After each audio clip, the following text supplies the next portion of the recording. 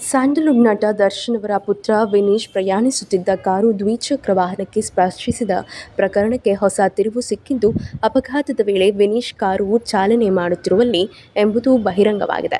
ಸಾಮಾಜಿಕ ಜಾಲತಾಣಗಳಲ್ಲಿ ಹರಿದಾಡಿದ ವದಂತಿಗಳಿಗೆ ದರ್ಶನ್ ಪತ್ನಿ ವಿಜಯಲಕ್ಷ್ಮಿ ಅಧಿಕೃತ ಸ್ಪಷ್ಟನೆ ನೀಡಿದ್ದಾರೆ. ಗುರುವಾರ ಕೆಂಗೇರಿ ಸಂಚಾರಿ ಪೊಲೀಸ್ ಠಾಣೆ ವ್ಯಾಪ್ತಿಯ ರಾಜರಾಜೇಶ್ವರಿ ನಗರದಲ್ಲಿ KA01MU9969 ಸಂಖ್ಯೆಯ ಫೋರ್ಡ್ ಕಾರು ಹಾಗೂ ದ್ವಿಚಕ್ರ ವಾಹನದ ನಡುವೆ ಸಣ್ಣ ರಸ್ತೆ ಅಪಘಾತ ಸಂಭವಿಸಿತ್ತು. ಘಟನೆಯ ಬಳಿಕ ಸ್ಥಳೀಯರು ಮತ್ತು ವಿನೀಶ್ಗೆ ನಡುವೆ ಕೆಲ ಕಾಲ ವಾಗ್ವಾದ ನಡೆದಿದ್ದು, ಅದರ ವಿಡಿಯೋ ಸಾಮಾಜಿಕ ಜಾಲತಾಣಗಳಲ್ಲಿ ವೈರಲ್ ಆಗಿತ್ತು. ಅಪಘಾತದ ವೇಳೆ ವಿನೀಶ್ ಕಾರು ಚಾಲನೆ ಮಾಡುತ್ತಿದ್ದರು ಎಂಬುದು ವರದಿಗಳು ಹರಿದಾಡಿದ್ದರು.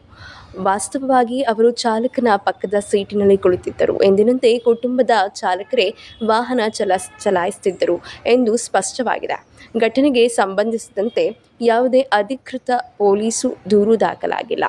ಈ ಕುರಿತು ಪತ್ರ ಬಿಡುಗಡೆ ಮಾಡಿರುವ ವಿಜಯಲಕ್ಷ್ಮಿ, ದರ್ಶನ್ ವಿನೀಶ್ಗೆ ಗಂಭೀರ ಅಪಘಾತವಾಗಿದೆ, ಆಸ್ಪತ್ರೆಗೆ ದಾಖಲಿಸಲಾಗಿದೆ ಎಂಬ ಸುದ್ದಿಗಳು ಸಂಪೂರ್ಣ ಸುಳ್ಳು ಎಂದು ಹೇಳಿದ್ದಾರೆ.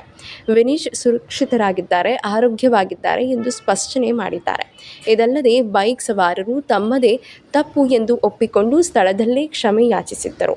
ಅಪಘಾತದಲ್ಲಿ ಭಾಗಿಯಾಗಿದ್ದವರು ಸುರಕ್ಷಿತವಾಗಿದ್ದಾರೆ ಎಂಬುದನ್ನು ಖಚಿತಗೊಳಿಸಲು ಮಾತ್ರ ವಿನೀಶ್ ಕಾರಿನಿಂದ ಇಳಿದಿದ್ದರು. ಆದರೆ ಕೆಲ ಕ್ಷಣಗಳ ವಿಡಿಯೋವನ್ನು ಸಂದರ್ಭಕ್ಕೆ ವಿರುದ್ಧವಾಗಿ ಬಳಸಿಕೊಂಡು ತಪ್ಪು ಮಾಹಿತಿ ಹರಿದಾಡಲಾಗಿದೆ ಎಂದು ವಿಜಯಲಕ್ಷ್ಮಿ ಆರೋಪಿಸಿದ್ದಾರೆ. ಸುಳ್ಳು ಸುದ್ದಿಗಳನ್ನು ನಂಬಬಾರದು ಹಾಗೂ ಪರಿಶೀಲಿಸದೆ ಹಂಚಿಕೊಳ್ಳಬಾರದು ಎಂದು ಅವರು ಸಾರ್ವಜನಿಕರಲ್ಲಿ ಮನವಿ ಮಾಡಿಕೊಂಡಿದ್ದಾರೆ.